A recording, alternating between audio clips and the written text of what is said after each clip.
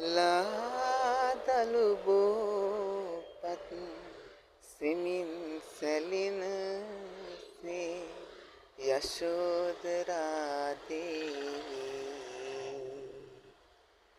වවනු බැරි තැන රහසේ හැඬුවා පෙර සංසාරයේ